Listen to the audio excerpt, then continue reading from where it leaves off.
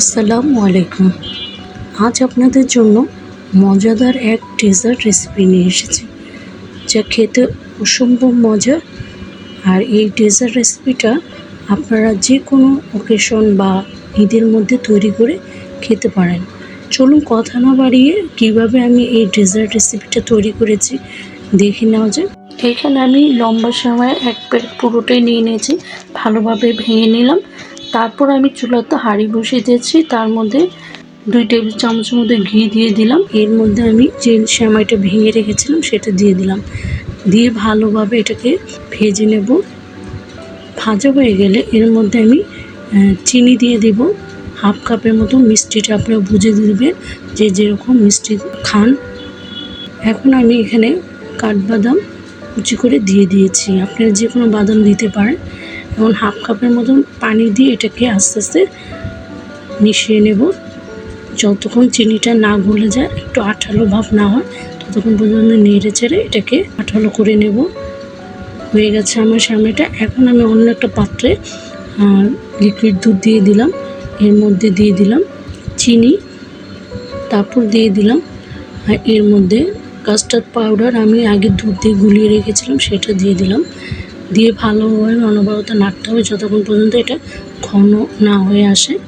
ঘন হয়ে গেলে এটাকে আমি নামিয়ে নেব। ঘন হয়ে গেছে তাই আমি নামিয়ে রাখলাম এক পাশে। এই যে এরকম একটা বাটির মধ্যে সেট করব, তাই আমি এটার মধ্যে ঢেলে দিয়েছি। ঢেলে এক সাইডে রাখলাম। আর যে সেমাইটা আমি নিয়েছি এটা ঠান্ডা হয়ে গেছে, এর মধ্যে আমি একটু গুঁড়ো দুধ দিয়ে দিলাম। গুঁড়ো দুধটাকে ভালোভাবে সেমাইয়ের সাথে মিক্সড করে নেব। মিক্সড করা হয়ে গেলে এটা আমি যেভাবে নাড়ু তৈরি করে সেভাবে করে নেব, একটা একটা করে সবগুলো সেমাই দিয়ে আমি এগুলো করে নেব। নাড়ুগুলো তৈরি করা হয়ে গেছে। এখন আমি যে কাস্টার্ডটা তৈরি করে রেখেছি তার মধ্যে একটা একটা করে দিয়ে দেব। একটা একটা করে দিয়ে দিচ্ছি, সব দিকে ছড়িয়ে ছিটিয়ে দিবেন যেন একটার সাথে একটা না লেগে যায়। সুন্দর করে আমি নাড়ুগুলো দিয়ে দিলাম। তারপর এর মধ্যে আমি একটু কাঠবাদাম এবং পেস্তা বাদাম দিয়ে সাজিয়ে দিচ্ছি। এটা সাজানো আপনাদের নিজেদের উপর, যে যেরকমভাবে সাজাতে পারেন। এখন আমি এটাকে 1 ঘন্টার জন্য ফ্রিজে রেখে দেবো। ঠান্ডা হলে এটাকে আমি দেখাচ্ছি কেমন হয়েছে। দেখেন 1 ঘন্টা পর ফ্রিজ থেকে বের করে নিয়ে এসেছি। খুবই মজাদার একটা ডেজার্ট, অবশ্যই বাসায় বানিয়ে খাবেন আর আমাকে কমেন্টস করে জানাবেন কেমন হয়েছে। এই ডেজার্টটা যে কোনো অকেশন বা ঈদের টাইমে তৈরি করে রাখতে পারেন। আর এটা খেয়ে মেহমানরা অবশ্যই আপনার থেকে এই রেসিপি চাইবেই। খুবই মজাদার এই রেসিপিটা, অবশ্যই আপনারা বানিয়ে খাবেন আর আমাকে কমেন্টস করে জানাবেন কেমন হয়েছে। আমার এই ভিডিওটা যদি ভালো লেগে থাকে অবশ্যই একটা লাইক, শেয়ার, কমেন্ট, সাবস্ক্রাইব করে দিবেন।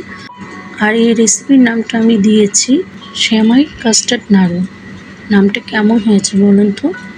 অবশ্যই বানিয়ে খাবেন আর আমাকে কমেন্টস করে জানাবেন কেমন হয়েছে।